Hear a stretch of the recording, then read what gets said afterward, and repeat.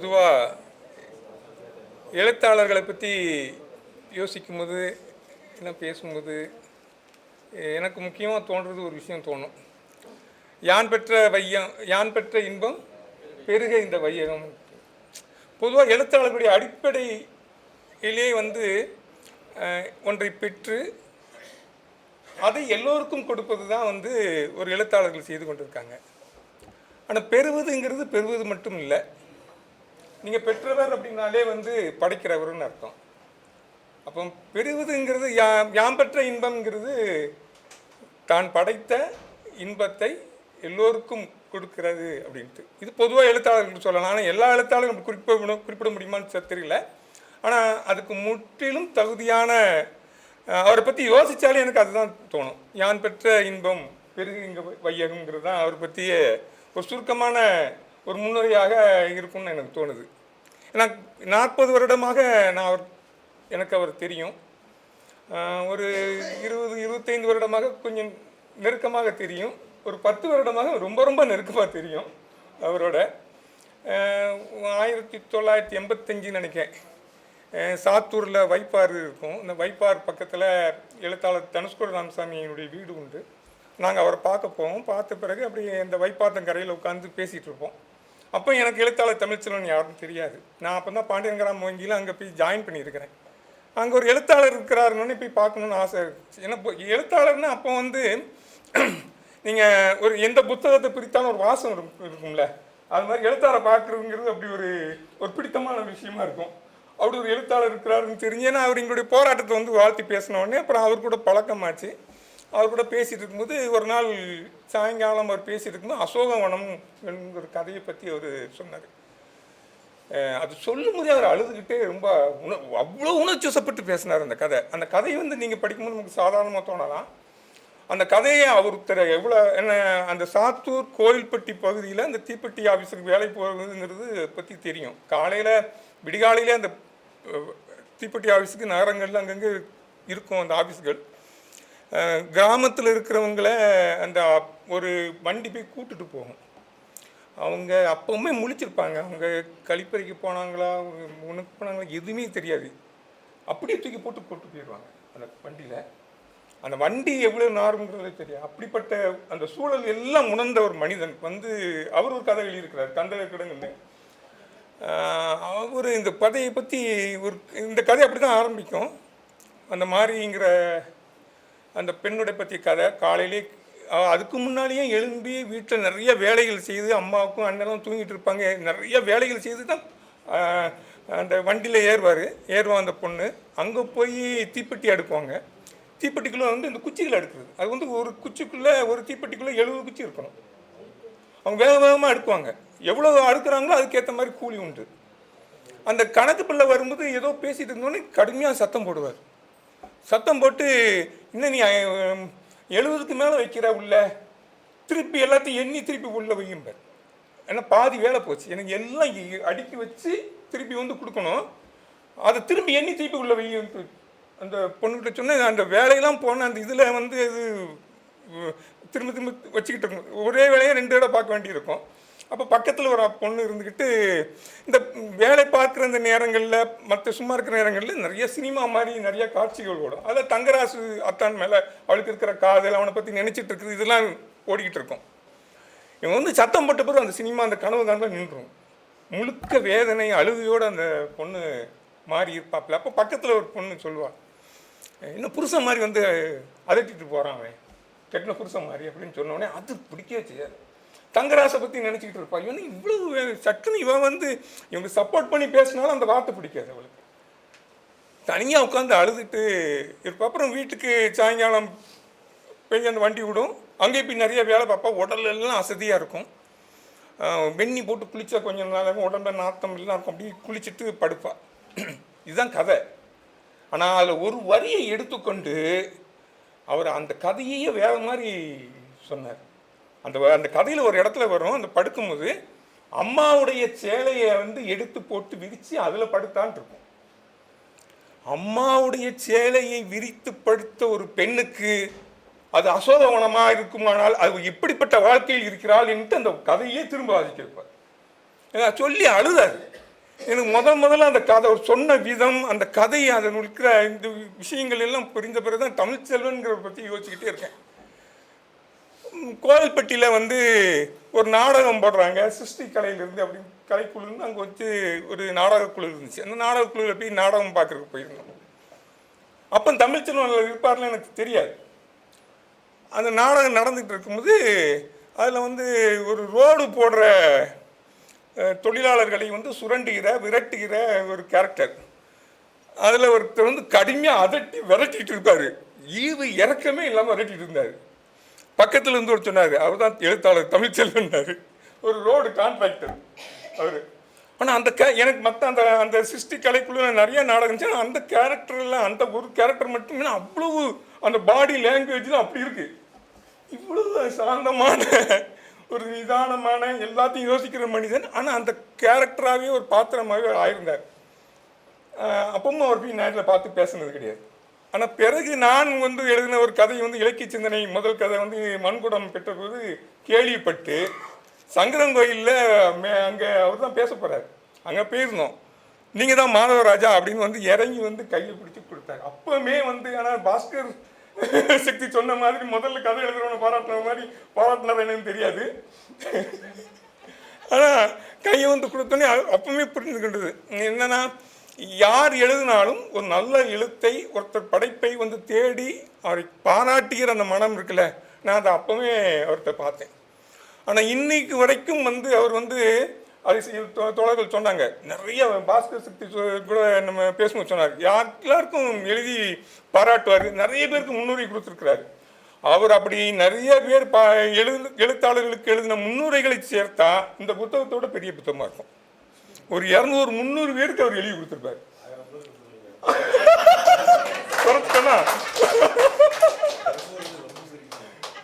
யார் புஸ்தகம் கொடுத்தாலும் அதை படிப்பார். அதுக்கு உடனே ஒரு முன்னுரை எழுதி கொடுப்பாரு.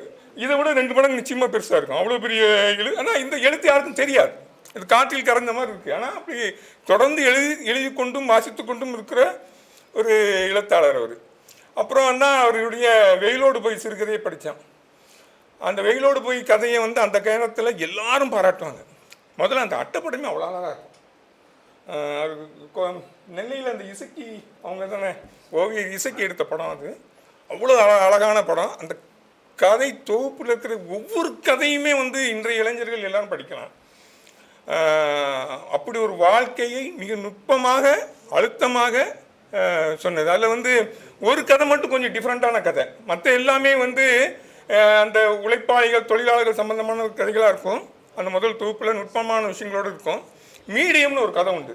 ஏன்னா எனக்கு அந்த கதை ரொம்ப பிடிச்சிருந்துச்சு. அந்த மீடியம் என்கிற கதை ரொம்ப சாதாரண கதை தான்.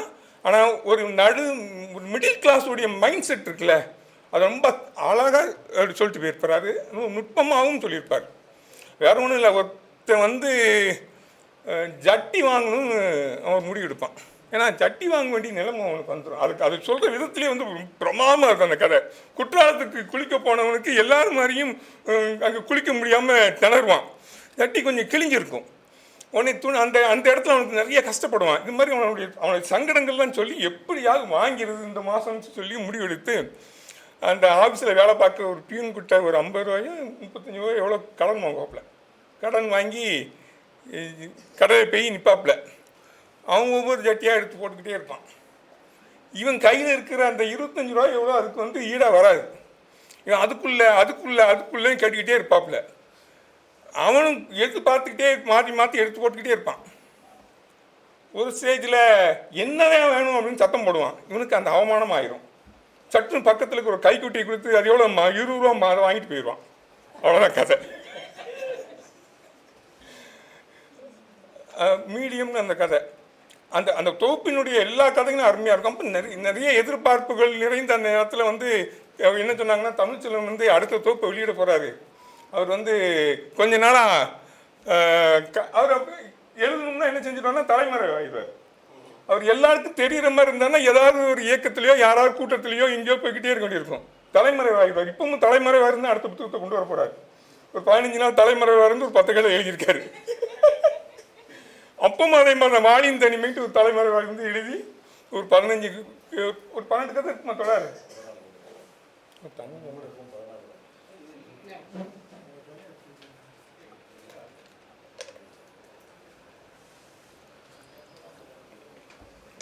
ஆனால் அந்த கதை தமிழ் இலக்கிய உலகத்தை அன்னைக்கு ஒரு புரட்டி போட்ட ஒரு சிறு தொகுப்பாக அந்த வாளியின் தனிமை இருந்தது. அந்த வாளியின் தனிமையில் வந்து அந்த நேரம் வந்து இந்திய சுதந்திர போராட்டம் குறித்து நிறையா அவர் என்ன படிக்கிறார் அதுதான் வந்து அவர்கிட்ட சொன்னேன். யாம் பெற்ற இன்பம் என்பதை அவர் வந்து எல்லாருக்கும் கொடுத்துக்கிட்டே இருப்பார். அந்த நேரத்தில் வந்து இந்திய சுதந்திர போராட்டம் குறித்த நிறைய தகவல்கள், நிறைய புத்தகங்களை படித்து அந்த கதைகளில் நிறைய கதைகளில் வந்து இந்திய சுதந்திர போராட்டத்தின் சுவடுகள் இருக்கும். மங்கள் பாண்டையை பற்றி இருக்கும். அவர் வந்து தபால்காரன்ல முன்னால் வந்து காடுகளுக்குள்ளே இந்த ஓடி போய் கொடுக்க போவாங்க, அதுவும் அதை பற்றி தான் இருக்கும். அந்த அந்த அந்த மொத்த கதைகளுமே அது நிறைய இருக்கும். இன்னொரு முக்கியமான விஷயம் வந்து காதல் சம்பந்தமாகவும் ஆண் பெண் உறவு சம்பந்தமாகவும் மிக நுட்பமாக எழுதப்பட்ட ஒரு தொகுப்பு வந்து வாளியின் தனிமை. அதில் வந்து நீங்கள் மொத்தமாக படிக்கும்போது கொஞ்சம் யோசித்து பார்த்தா தெரியும். 2 பேர் காதலிப்பாங்க, அவங்க சேர்ந்து வாழ்வாங்க, அதில் திருப்தி இருக்காது. 2 பேர் இன்னொரு கதையில் 2 பேர் காதலிப்பாங்க, 2 பேரும் பிரிஞ்சிருவாங்க, வேறு கல்யாணம் பண்ணுவாங்க, அவங்களும் சந்தோஷமாக இருக்க மாட்டாங்க. அப்புறம் ஒருத்தர் காதலிச்சிருச்சு இன்னும் அது மாதிரி மாறி மாறி பெர்மிட்டேஷன் காம்பினேஷன் ஒரு 4-5 சாத்தியங்களை உருவாக்கி ஒவ்வொன்றும் ஒரு கதை. 5 கதைகள்லையுமே வந்து அவங்க வந்து திருப்தி இல்லாமல் இருப்பாங்க. எது சரிங்கிறது நம்ம வந்து அந்த கதையோட ஒவ்வொரு கதையும் தனியாக பார்க்காம சேர்த்து பார்த்தால் அது வேறொரு தளத்துக்கு அந்த வாளியின் தனிமையை கொண்டு செல்லும். அதில் வந்து மிக முக்கியமான இன்னொன்று, எல்லாரும் நுட்பமாக எழுத்துக்கு சொந்தக்காரன்னாங்க. அதோடையும் மிக முக்கியமான ஒன்று வந்து தமிழில் நகைச்சுவையாக அந்த வார்த்தைகளை படிக்கும்போதே குபீர்னு சிரிச்சிருவோம். அப்படி சிரிப்பு வந்து அந்த கதைகளில் அந்த வாளியின் தனிமைகளில் நிறையா இருக்கும். தமிழ் எழுத்தாளர்கள் அவ்வளவு நகைச்சுவையும் மிக்க ஒரு எழுத்தாளர் வந்து புதுமைப்பித்தன்ட்ட பார்த்துருக்கலாம், இன்னும் சில பேர்கிட்ட பார்க்கலாம், சில இடங்கள் இருக்கும். ஆனால் ஒரு கதை முழுக்க வந்து படித்து நீங்கள் விழுந்து சிரிப்பீங்க. ஆனால் அந்த சிரித்த பிறகு ஒரு பெரிய மௌனம் உங்கள்கிட்ட வரும். அப்படி ஒரு கதை வந்து அதில் வெளிரிய முத்தம்னு ஒன்று இருக்குது. அது வந்துன்னா முதல் முத்தம் சம்பந்தமாக எல்லாருக்கும் நிறையா, ஏன்னா நிறைய புரிஞ்சிருப்போம், கதையை பார்த்துருப்போம், சினிமாவில் பார்த்துருப்போம். முதல் முத்தம் என்பது சம்மந்தமாக, அது கொடுப்பது சம்மந்தமாக, பெறுவது சம்மந்தமாக நிறையா யோசிச்சிருப்பாங்க. அந்த கதையில் என்னன்னா, ஒரு ஹோட்டல், அது ஒரு ஃபேமிலி ரூமு, வெயிட்டருக்கு பணம் கொடுத்து வெயிட்டர் திரும்பி வரணும், அது குறைந்த அவகாசம். அந்த நேரத்தில் அவருக்கு பக்கத்தில் உட்காந்துருப்பான். ஒரு முத்தம் கொடுத்துடணும்னு இவன் யோசித்து அதற்கான இதோட பக்கத்தில் நெருங்குவான். இவன் பக்கத்தில் போகும்போது அவன் வேற எதுவும் நினச்சி திரும்பிடுவான். இவன் சரியாக முகத்தில் கொடுக்க முடியாமல் அந்த காதோரத்தில் இந்த முடியெல்லாம் சேர்த்து ஒரு முத்தம் கொடுத்துருவான். குறி தப்பிடுவான். கரெக்ட், இந்த வார்த்தை தான் கரெக்டு. அந்த வார்த்தையை விட்டுட்டு குறி தப்பின்னு இருக்கும். அந்த குறி தப்பி என்று சொன்ன உடனே நம்ம சிரிப்பு வந்துடும் அந்த கதையில். அந்த அதுக்கப்புறம் யோசிச்சு பார்ப்பான், அது சரியே செய்ய முடியாது, முதல் இப்படி ஆகிப்போச்சு அவனுக்கு. அப்புறம் அந்த கல்யாணம் ஆயிரும். கல்யாணம் ஆன பிறகும் நீங்கள் ஒவ்வொரு கட்டத்திலும் அவங்களுடைய ஆண் பெண் உறவுகளுக்குள்ள நிகழ்வுக்கூடிய ஒவ்வொரு நிகழ்வும் வந்து அவ்வளோ சிரிக்க வைக்கும். அவன் வந்து கொஞ்ச நாள் ஆன உடனே கல்யாணம் ஆகி உங்கள் மேலுக்கு என் மேலே பிரியமே இல்லைன்னு என்னடா போச்சு இவ்வளோ பிரியம் இல்லைன்னு பிரியத்தை காட்டணும்னா எப்படி இருக்க கட்டி பிடிப்பான். எவ்வளோ அவன் வலிக்குதும்பா. கொஞ்ச நேரம் கழிச்சு ரொம்ப நேரம் பிடிக்க முடியாது, விட்ட உடனே இவ்வளோதானாப்பா. இப்படி அந்த கதையை முழுக்க போனீங்கன்னா ஒவ்வொரு கட்டத்திலும் ஒன்று நீளம், அப்புறம் குழந்தை பிறக்கும், ஒவ்வொரு காலகட்டத்திலும் அந்த பிரியம்ங்கிறது எப்படி வந்து இல்லாமல் போய்கொண்டே இருக்கிறது. அது இருக்கிற மாதிரி தோணும், ஆனால் இல்லாமல் போய்கிட்டே இருக்கும். அந்த மொத்த கதையும் படிக்கும்போது மிகப்பெரிய நகைச்சுவையாக இருக்கும் ஒவ்வொரு நிகழ்வும். ஆனால் கதை படித்து முடித்த பிறகு எதையோ இழந்த மாதிரி நம்ம எல்லாருமே ஃபீல் பண்ணுவோம். அப்படி ஒரு அற்புதமான கதை அது. இப்படி அந்த 2 தொகுப்பையும் தமிழ் இலக்கிய உலகமே பேசிச்சு, கொண்டாடிச்சு. தமிழ்ச்செல்வன் யார் என்பதை எல்லாருக்கும் சொல்லிச்சு. ஆனால் அதுக்கப்புறம் சிறிது எழுதலை ரொம்ப காலமாக. ஆனால் நாம் அதை வந்து அவர் எழுதவே இல்லை என்று நம்ம நினைச்சிட முடியாது.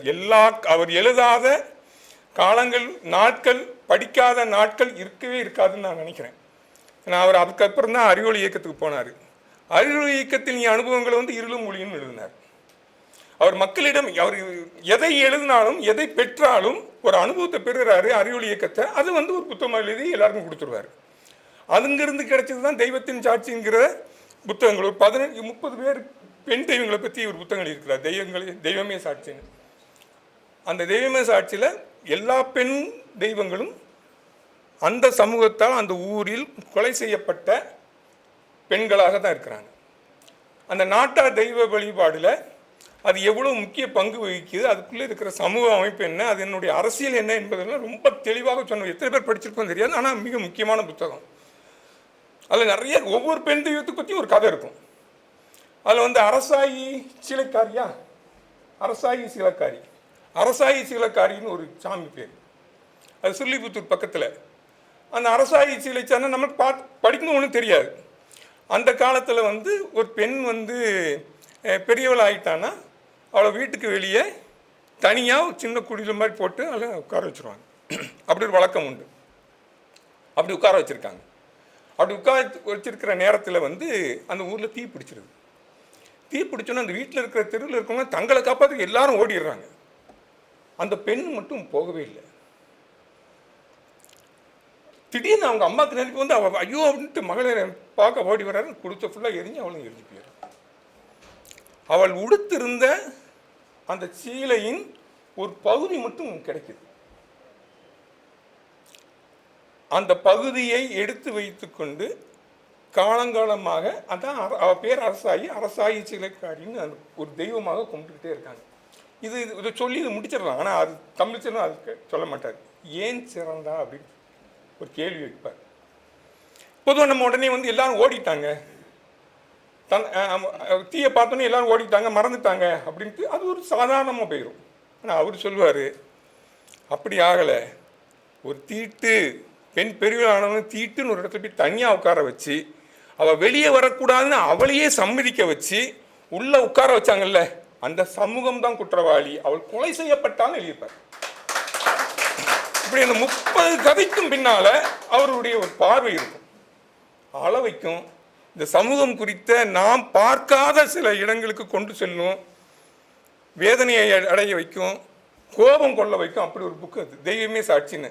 இத்தனை பேர் படித்தோம் தெரியும். ஆனால் மிக முக்கியமான அவர் எல்லா காலங்களிலும் எழுதி கொண்டே தான் இருந்திருக்காரு. அவர் பெற்ற அனுபவத்தை, யான் பெற்ற இன்பம் துன்பமோ எதுவோ படைப்பதை அவர் சொல்லிக்கிட்டே இருக்கிறாரு. அதுதான் அறிவொளி இயக்கத்திலிருந்து அவர் 2 புத்தகம் எழுதினார். தொழிற்சங்கத்தில் அவர் பணியாற்றினதை வச்சு ஜிந்தாபாத் ஜிந்தாபாத்னு எழுதினார்.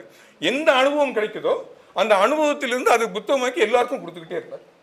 அப்படி ஒரு தன்மை அவருக்கு உண்டு. அவர் மனிதகுல வரலாறு பற்றி கொஞ்ச நாள் கூட்டங்களில் பேசிகிட்டே இருந்தார். தோழன் என்ன செய்வார்னா அது குறித்து ஒரு ஸ்லைடு தயார் பண்ணுவார். ஏன்னா பேசுகிறான் எத்தனை பேர் கேட்பாங்கன்னு தெரியாது. அது ஒரு படைப்பாளிக்கு தான் அது தெரியும். இது பேசி ரீச் ஆகணும், அவங்க கேட்கணும் அப்படின்னா அதை ஒரு ஸ்லைட் ஷோ மாதிரி ரெடி பண்ணி ஒரு பெட்டி நிறைய எடுத்துக்கிட்டு, அப்போ பஸ்ஸு தான் சின்ன சின்ன ஊருக்கும் பஸ்ஸு தனியாக அந்த பெட்டியை தூக்கிக்கிட்டு போய் ஒவ்வொரு இடத்துலையுமே போட்டு அந்த மனிதகுல வரலாறு பற்றி பேசுவார். அந்த மனிதகுல வரலாறும் பேசுறதுலேயும் அவர் ஒரு அது அவ்வளோ சுவாரஸ்யம் சொல்லுவார். அந்த கண்டம், இந்த ஆகாயம், அதுலேருந்து ஆரம்பிப்பார். இந்த யூனிவர்ஸ் எல்லாம் சொல்லிவிட்டு அதுக்குள்ளே இத்தனை கோலங்கள் இருக்க, அதில் பூமி, அதில் இந்த தெரியுது, இவ்வளோ சின்ன புள்ளியில் கூட நம்ம கிடையாதுலாம் சொல்லிட்டு இவ்வளோ புள்ளியிலும் இல்லாத நமக்கு ஜாதி எதுக்கு, மதம் எதுக்குன்னு கேள்வி வைப்பார். அப்படி எல்லாத்தையும் ஒன்று கொண்டு அதை தன்னுடைய இயக்கத்தோடு சொல்லிக்கொண்டே இருப்பார். அது பற்றியான கொஞ்ச காலம் அறிவொளி இயக்கம் முடிஞ்ச பிறகு அது செஞ்சார். அதுக்கப்புறம் இந்திய சுதந்திர போராட்டத்தை பற்றி படித்தார். அதை படித்தாருன்னா பக்கத்தில் இருக்கிறவங்க டிஸ்டர்ப் பண்ணுவார். அவர் டிஸ்டர்ப் ஆகிட்டாருன்னா பக்கத்தில் எல்லாம் எங்களை கூட்டு வச்சு இப்போ நாங்கள் உட்காந்து விசைன்னு ஒரு பத்திரிக்கை ஆரம்பிக்கணும்னு ஆதரவு தலைமையில் ஆசிரியராக கொண்டு புத்தகம் வந்துச்சு. அந்த புத்தகத்தின் தயாரிப்புக்கு போய் உட்காந்துருக்கும்போது இந்தியா இந்த அவர் படித்ததெல்லாம் பற்றி சொல்லிட்டு இருக்கிறாரு. அதுலேயும் இந்த ஊர்வசி புட்டாலியா கதை எல்லாரும் படிச்சிருப்பீங்க. இங்கே இருக்கிற ஒருவர் பாகிஸ்தானில் இருக்கிற ஒரு பெண்ணை காதலித்து அந்த நாடு பிரிக்கப்பட்ட பிறகு அவங்கள போய் பார்க்க போய் கஷ்டப்பட்ட அந்த கதை அவ்வளோ துயரமான ஒரு கதை, ஊர்வசி புட்டாலியா எழுதின கதை. அந்த கதையை சொல்லும்போது நான் நம்ம இயக்குனர் பாஸ்கர் சக்தியும் நம்ம எழுத்தாளர் சொல்லும்போது உணர்ந்ததை நானும் உணர்ந்திருக்கேன். அழுதுவார், டக்குன்னு பேசிக்கிட்டே இருப்பார். அப்படி கரைஞ்சி அந்த கதையை முழுசாக சொல்லவே முடியல, ஏங்கி அப்படியே அழுதுருவார். பல தடவை பார்த்துருக்கேன். நாங்கள் அப்புறம் பாப்பாப்பட்டி அவர் தமிழ்நாடு முற்போக்கு எழுத்தாளர் சங்கத்தினுடைய மாநில பொதுச் செயலாளராகி தமிழ்நாட்டில் ஒரு கலை இலக்கிய அமைப்பாக மட்டும் இருந்தால் போதாது, ஒரு பண்பாட்டு தளமாகவும் இந்த அமைப்பு இருக்கணும்னு சொல்லி பாப்பாப்பட்டி கீரிப்பட்டியில் 10 வருஷமாக வந்து தலித் மக்களுக்கு ஒதுக்கப்பட்ட அந்த தேர்தல் நடைபெறாமலே இருந்துச்சு. அதை எதிர்த்த ஒரு இயக்கத்தை ஆரம்பிப்பது எழுத்தாளர் சங்கம்ட்டு முன்னெடுத்து அவர் முதல் பொதுச் செயலாளர் ஆனவுடனே எடுத்த முதல் இயக்கம் அது. அதை பற்றி ஒரு டாக்குமெண்ட் நாங்கள் எடுத்தோம், இது வேறு இதிகாசம்னு. அதுக்காக பேட்டி எடுக்க அவர் வீட்டுக்கு போயிருந்தோம். அவர் பேசிகிட்டே இருந்தார், அந்த பிரச்சனை எல்லாம் பேசிகிட்டே இருந்துட்டு ஒரு இடத்துல மெல்ல சொல்கிறார், சாதாரண நம்மளை மாதிரி அவங்க யோசிக்கவே முடியாம மாட்டாங்க தலித் மக்கள் அப்படின்னு சொல்லிகிட்டே வந்த ஒரு கட்டத்தில், இந்த தெருக்குள்ளே பார்த்தோன்னே நம்ம போயிடுவோம், ஆனால் தலித்துக்கு அப்படி கிடையாது. இந்த தெருக்குள்ளே நான் போக முடியுமான்ட்டு ஒவ்வொரு தெரு பார்த்தா இந்த தெருக்குள்ளே நான் போக முடியுமா, இந்த குளத்தில் நான் குளிக்க முடியுமா, இந்த பள்ளிக்கூடத்தில் நம்ம படிக்க விடுவாங்களான்ட்டு எதை பார்த்தாலும் தனக்கு அங்கே தனக்கு இடம் உண்டான்னு யோசித்து கொண்டே இருப்பான்னு சொல்லிக்கிட்டே வந்தவர் அப்படியே அழுதுட்டார். அப்படியே ஒரு 5 நிமிஷம் அப்படியே பார்த்து கேமரா ஓடிக்கிட்டே இருந்துச்சு. அவர் நிப்பாட்டவே இல்லை. அவ்வளவு இலகிய அந்த ஒரு வழியை தன் வழியாக பெறுவார். அந்த தன் வழியை மற்றவர்களுக்கு அப்படியே வந்து கொடுக்கணும் அப்படின்னு முயற்சி பண்ணுவார். இதுதான் வந்து அவர் வந்து இலக்கியமாக மட்டும் இல்லை, ஒரு இலக்கியத்தை ஒரு இயக்கமாகவே வந்து முன்னெடுத்தார். தான் பெற்ற எல்லாவற்றையும் வந்து கடத்துவது என்பது தான் அவருடைய வாழ்வில் வந்து யான் பெற்ற இன்பம் பெருகிங்க வையம் தான். அப்படி எழுதி கொண்டே வந்தவர் வந்து சமீபத்தில் வந்து ஒரு புஸ்தகம் வந்து 2021 தொகுப்பு போட்டிருக்கார். அந்த தொகுப்பில் வந்து அவரை எடுத்த நேர்காணல்கள் பேட்டிகள் எல்லாம் தொகுத்துருக்குறாங்க. கேட்டதால் சொல்ல நேர்ந்ததுன்னு ஒரு புத்தகம் உண்டு. அதில் வந்து சிறுகதைகளை பற்றி ஒரு பேட்டி இருக்குது. அதில் ஒரு இடத்துல சொல்கிறார், சிறுகதைகள் தான் என்னை வாழ வைக்குதுன்னு சொல்கிறார். அந்த இடம் வந்து இன்னைக்கு காலையெல்லாம் படித்தேன் அந்த புக்கை, எனக்கு ரொம்ப அதிர்ந்து மாதிரி அழ வச்சுட்டு எனக்கு. ஏன்னா ஒரு 2 மிக உச்சத்தை தொட்ட ஒரு அற்புதமான சிறு தொகுப்பை வெளியிட்டவர் ஒரு 30 வருடம் அதை எட்டியே பார்க்கல. ஆனால் கவிதையும் எழுதவும் படிக்கவும் செய்து கொண்டே இருந்தார். எல்லா காலத்திலும் செஞ்சுக்கிட்டு இருந்தார், அதை நிறுத்தவே இல்லை. ஆனால் புனைவாக எழுதலை. அவர்கிட்ட கேட்குறாங்க, அப்போ ஏன் எழுதலைன்னு கேட்குறாங்க. சிறுகதை தான் உங்களுக்கு உயிர்னு சொல்கிறீங்களா, இப்போ ஏன் எழுதுறீங்க அப்படின்னு ஏன் வந்து எழுதலை அப்படின்னு கேட்டால் அதுக்கு அவர் சொன்ன பதில் அதை விட ரொம்ப முக்கியமானது. அதை விடவும் முக்கியமான வேலைகள் எனக்கு இருந்தனங்கிறார். இந்த மக்களுக்கு நாம் சொல்லிக்கொண்டே இருக்க வேண்டிய விஷயங்கள் வேறு நிறைய இருக்குது. இந்த இயக்கங்கள் சார்ந்து அது இருக்கு என்பதை அவர் காட்டியும் இருக்கிறார். அவருடைய இந்த 30 வருடத்தில் புனைவு இல்லாமல் அபியுணர்வு சார்ந்ததாக ஒரு 40-50 புத்தகங்களாக இருப்பார். சும்மா இருக்கல, அந்த காலகட்டத்தில் எழுதிக்கிட்டே இருக்கிறார். சின்ன சின்ன புத்தகங்களால் ஒரு செய்தி இருக்கும் நாம் தெரிந்து கொள்வதற்கு. வஉசி பற்றியே அந்த சுதேசி கப்பலை பற்றி ஒரு சின்ன புத்தகம் 16 பக்கம் தான் இருக்கும். ஆனால் அந்த 16 பக்கம் புத்தகத்தையும் நம்ம வஉசி பற்றி நம்ம படிச்சிருக்கோம், தெரிஞ்சிருக்கோம்னு நினச்சிக்கலாம், சுதேசி கப்பலை பற்றி தெரிஞ்சிருக்கோம் நினச்சிக்கலாம். ஆனால் அதை படித்தா தான் தெரியும் நம்ம இதெல்லாம் தெரிஞ்சுக்கிட்டதுங்கிறது.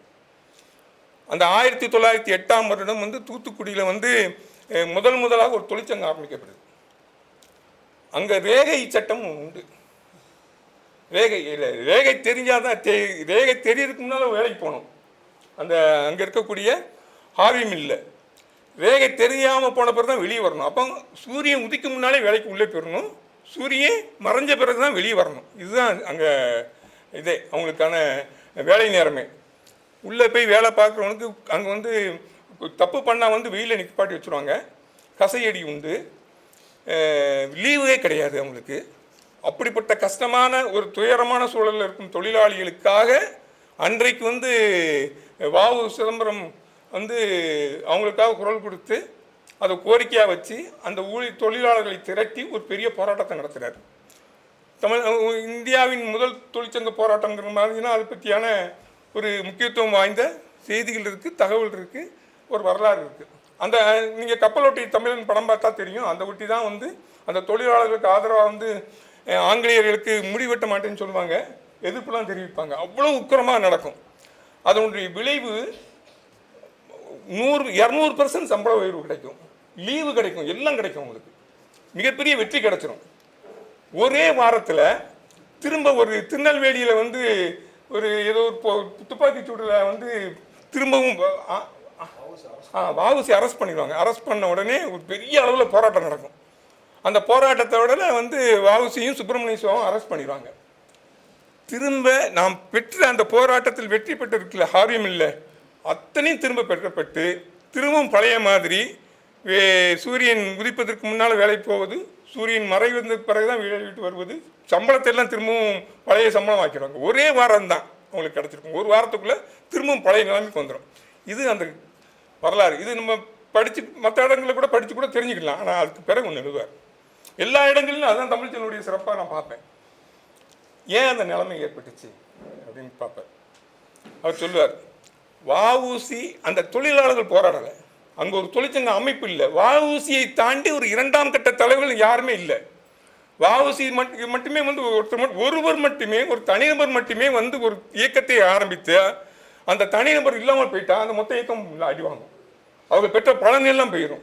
அப்போ ஒரு தனிநபரை சார்ந்து இருக்கக்கூடாது என்பதையும் சேர்த்து வந்து அந்த புத்தகத்தை எழுதி முடிப்பார். ஒரு அமைப்புக்கு எது தேவை என்பதை அதன் மூலம் அவர் தெரிவிப்பார். ஒவ்வொரு எந்த புத்தகமும் எதுனாலும் சரி அப்படி நிறைய செய்திகளை தகவல்களை புதுசாக இந்த சமூகத்துக்கு ஆரோக்கியமானதாக சொல்லிக்கொண்டே இருப்பார். அதை மாதிரி ஒரு புத்தகம் தான் இந்த தமிழ் சிறுகதைகளின் தடங்கள்.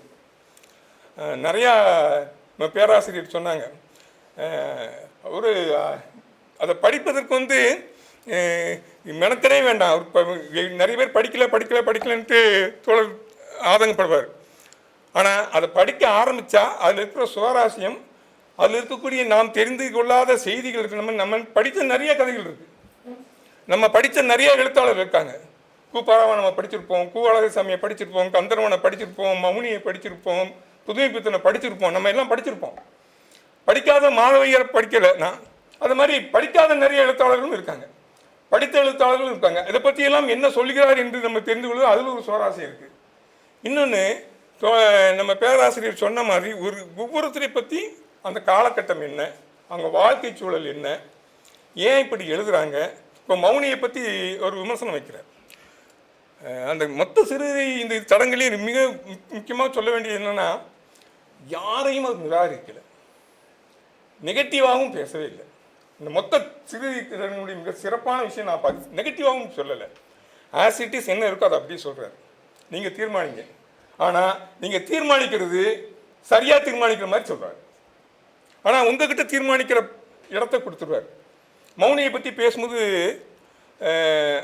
அவருடைய கதைகள் அந்த ஏன்கிற கதை வந்து படித்த காலங்களில் அப்படி கிறக்கமாக இருக்கும். தோழரும் அதுதான் சொல்கிறார். ஏன்கிற கதை ஒரு பெண்ணுடைய கண் பார்வையில் இருக்கிற ஒரு காலகட்டமும் மாறும். அந்த பருவம் அடைஞ்சவுடனே ஒரு கவனம் உள்ளுக்குள்ள இந்த பார்வைக்குள் எப்படி வருதுங்கிறதுலாம் ரொம்ப துல்லியமான ஒரு கதை. எழுத்தாளர் ஜெயகாந்தன் வந்து தனக்கு மிகவும் பிடித்த எழுத்தாளர்னு மௌனியை சொல்கிறார். புதுமைப்பித்தன் வந்து சிறுகதைகளின் திருமூலர்னு சொல்லியிருக்கார். ஆனால் இவர் எழுதுறார் என்னெல்லாம் நடந்திருக்கு அப்படிலாம் எழுதிட்டு அவர் வாழ்க்கையை பற்றி சொல்கிறார். அதாவது நம்பிக்கையின்மை, நிச்சயமின்மையை பற்றி தான் வந்து அவருடைய கதைகள் நிறைய பேசுது. அதெல்லாம் நம்ம அவர் சொல்லக்கூடிய கதைகளே இருக்குது. அது சொல்லிக்கிட்டே வந்துட்டு அவர் என்ன சொல்கிறாரு, அவருடைய 2 புத்திரர்கள், 2 புத்திரர்களும் வந்து இறந்துடுவாங்க. ஒருத்தர் பைத்தியம் ஆயிடுவார். அந்த புத்திர சோகத்தில் அவர் வாடுவார். அதனுடைய விளைவு தான் ஒரு நிச்சயமின்மைங்கிறது அவர் கதைகளை எதிரொலித்து கொண்டே இருக்கு. அவர் வாழ்ந்த அதே காலத்தில் தஞ்சை மாவட்டத்தில் பண்ணை அடிமைகள் கிளர்ந்து எழுதிய போராட்டங்களை பற்றியே எழுத வேண்டும் என்பதே அவருக்கு தெரியல.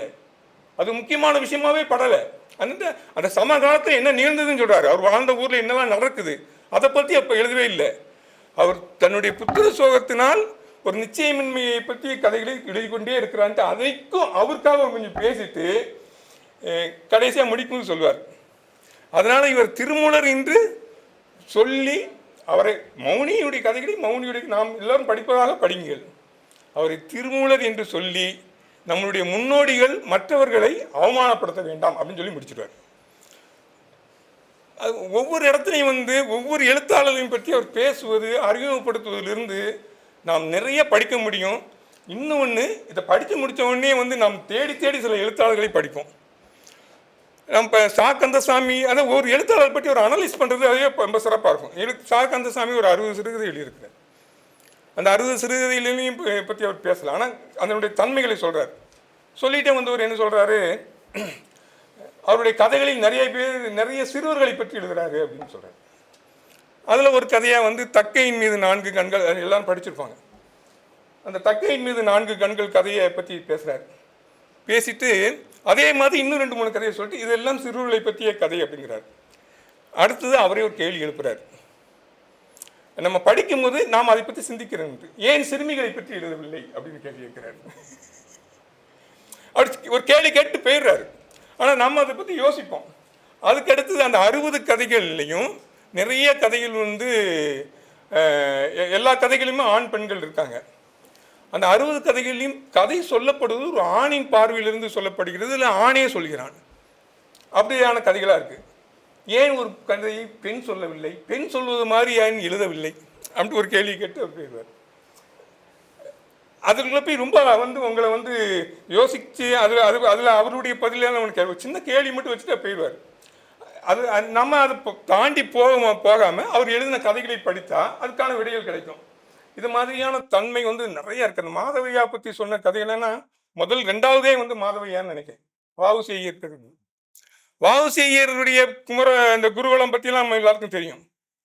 அவர் ஒரு ஜாதியாக ஒரு உயர் ஜாதியில் இருந்துக்கிட்டு அந்த ஜாதி அபிமானத்திலிருந்து விடுபட முடியாதவராக அவருடைய வாழ்க்கை இருக்கு.